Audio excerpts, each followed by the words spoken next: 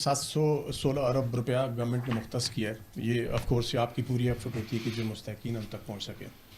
तो हमारे सुनने वालों को बता दीजिएगा कि मुस्तहिक होने के लिए वो क्या क्राइटेरिया, क्या ज़रूरियात हैं जिसमें कोई भी फैमिली इस प्रोग्राम के बेनिफिशरी बनने के लिए एलिजिबल होगी। सबसे पहले ये है कि हमारे जो नेशनल आईडी कार्ड होल्डर उनको होना चाहिए। फिर जो खातून है वो एवर मैरिड होनी चाहिए, शादीशुदा उनको होना चाहिए। जब सर्वे करवाते हैं तो सर्वे के अंदर उनका जो स्कोर है वो 32 आम हालात में, और अगर फैमिली के अंदर कोई डिसेबिलिटी। 32 स्कोर किन फैक्टर्स के ऊपर आप कैलकुलेट करते हैं? 32 जो स्कोर है ये एक इंटरनेशनल, ये एक नॉन एक तरीकाकार है जिसको हम PMT प्रॉक्सी मीन्स टेस्ट कहते हैं, और जो कि बेस कर रहा होता है कि खानदान में कितने अफराद हैं, उनकी एजुकेशन क्या है, वो किस एरिया में रह रहे हैं, उनकी तालीम क्या है, उनका अर्निंग स्टेटस क्या है, उनकी ज़राई ज़मीन क्या है और बाकी वसाइल।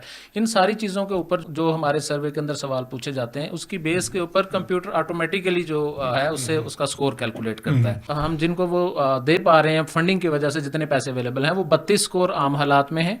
और अगर कुछ फैमिली के अंदर कोई डिसेबल पर्सन है तो उसकी वजह से हम उस खानदान को 37 तक का जो है ना ग्रेस मार्क देते हैं। ट्रांसजेंडर्स हैं, उनका स्कोर की कोई लिमिट नहीं है। अगर वो उनके पास आईडी कार्ड बना हुआ है और वो जाके करवाते हैं तो विदाउट एनी लिमिट इसको आप रिपीट कर देंगे। इस गवर्नमेंट ने जो है वो एक स्टेप लिया था कि जो ट्रांसजेंडर्स हैं उनको भी इस प्रोग्राम के अंदर इंक्लूड किया जाए। और उसमें जब वो सर्वे कराते हैं उसकी कंडीशन सिर्फ ये है कि वो नादरा के रिकॉर्ड में भी ट्रांसजेंडर्स होने चाहिए। उनका स्कोर 0 से 100 जितना भी हो उसकी कोई कंडीशन नहीं है, वो हमारे प्रोग्राम में शामिल बन हो जाएंगे। उसकी क्या वजूहत होती हैं कि एक 32 पे था, 32 पे था, फिर वो 37 पे कैसे चला जाता है, ताकि लोगों को भी अंदाजा हो सके कि क्यों निकलते हैं बेनिफिशियरीज की लिस्ट से? जो हमारा सर्वे का जो एक स्ट्रेटजी है या जो रोड मैप है उसमें यह है कि जो लोग हमारे बेनिफिशियरी होते हैं उन्होंने हर 3 साल के बाद दोबारा अपना सर्वे करवाना होता है, ताकि उनका दोबारा से जो लिविंग स्टैंडर्ड है उसको चेक किया जाए कि क्या वो उस गुर्बत की उस लकीर तक हैं जिनको हम स्टाइपेंड दे रहे हैं या नहीं दे रहे।